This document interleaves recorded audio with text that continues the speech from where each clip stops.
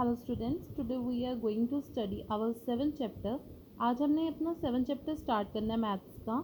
ठीक है, उसमें हमने सबसे पहले पढ़ना है कॉन्ग्रुएंट लाइन सेगमेंट। सबसे पहले हमें कॉन्ग्रुएंट का पता होना चाहिए कि कॉन्ग्रुएंट होता क्या है। ठीक है, अब उन्होंने पूछा कॉन्ग्रुएंट लाइन सेगमेंट्स, कुछ लाइंस जो होती हैं वो कॉन्ग्रुएंट कब होती हैं। ठीक है, हमने इसके सम्स बाद में करने हैं, पहले बेसिक चीज़ें जान लो कि जो कॉन्ग्रुएंट लाइन सेगमेंट्स है उसका मतलब क्या है। कि लाइंस जो है दो जो हैं, सपोज आपको लाइन दी गई A B and C D. ठीक है, आपको ये दो लाइंस दी गई हैं और एक अलग पेयर दिया गया पी क्यू और आर एस। आपको बताना है कि इन दोनों पेयर में से कौन सा पेयर जो है वो कॉन्ग्रुएंट है, कौन सी लाइन सेगमेंट जो है वो क्या है, कॉन्ग्रुएंट है। तो ये आप कैसे बता सकते हो।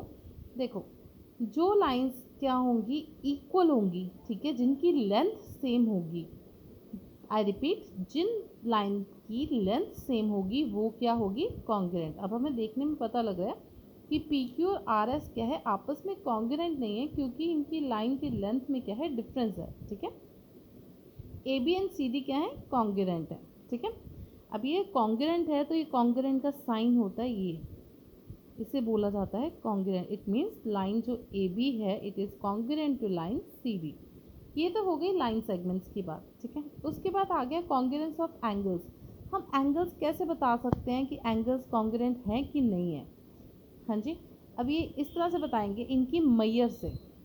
ठीक है, अब ये देखिए 40 डिग्री का है, ये भी 40 डिग्री का है, लेकिन ये 30 डिग्री का है। It means angle A B C and angle P Q R जो है वो कॉन्ग्रुएंट है, लेकिन जो एंगल एल एम एन है वो कॉन्ग्रुएंट नहीं है।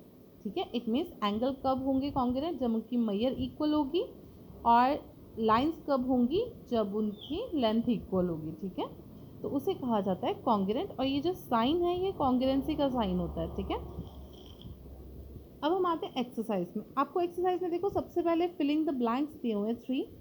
अब उसने फिलअप में सबसे पहले उसने क्या पूछा है, two line segments are congruent when. कब होती हैं दो लाइन सेगमेंट्स कॉन्ग्रुएंट, अभी मैंने आपको बताया था जब उनकी लेंथ क्या होगी, सेम होगी। तो आप इसमें क्या लिखोगे, when they have same length. ठीक है, अब आपको बताया कि दो एंगल्स जो हैं वो कॉन्ग्रुएंट अगर हैं तो उनमें अगर एक की मैयर जो 70 डिग्री है तो ऑब्वियसली दूसरे की भी कितनी होगी, 70 डिग्री ही होगी। ठीक है, उसके बाद उन्होंने पूछा angle A equals to angle B, इसका मतलब क्या है। इसका मतलब ये है कि इन दोनों का मैयर क्या है, इक्वल है और कॉन्ग्रुएंट है। ठीक है, अब नेक्स्ट हम आपसे उन्होंने पूछा कि आपने बताने हैं दो रियल टाइम एग्जांपल्स देनी है। रियल टाइम एग्जांपल्स में फर्स्ट क्या आ गई, फुटबॉल। दो फुटबॉल्स हैं। ठीक है, अब उनकी क्या है, बिल्कुल इक्वल है। ठीक है, two teachers table, teachers table होते क्लासरूम में वो बिल्कुल इक्वल लेंथ के होंगे। ठीक है, अब नेक्स्ट हमारे पास थर्ड सम है, if triangle A B C is congruent to triangle F E D. अगर ट्राइंगल ए बी सी जो है ट्राइंगल एफ ई डी के इक्वल कॉन्ग्रुएंट है, under the correspondence A B C F E D right all the corresponding congruent parts of the triangle.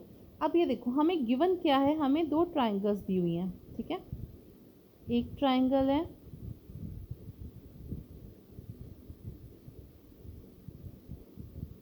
A B सी। ठीक है, दूसरी triangle कौन सी दी हुई है,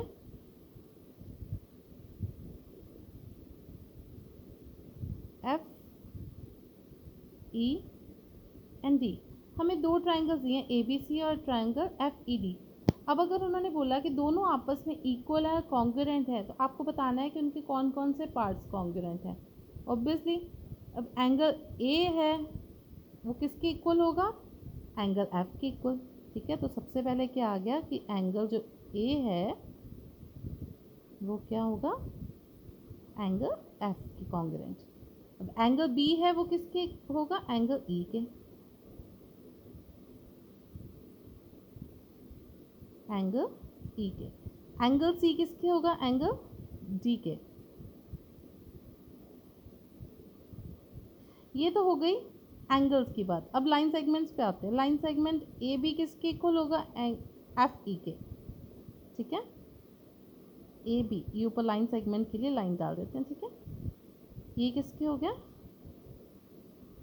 एफ ई के। उसके बाद बी सी ई डी के। ठीक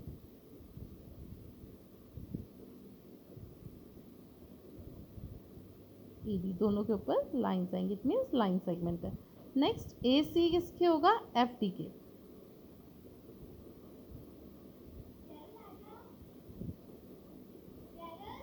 एफ डी के, ठीक है। तो अब हमें पता लग गया कि ये सारे पार्ट्स क्या हैं, आपस में इक्वली कॉन्ग्रुएंट हैं। तो इसके रिगार्डिंग ही जो फोर्थ सम है वो भी बिल्कुल सेम है, वो आपने खुद ही करना है, ठीक है।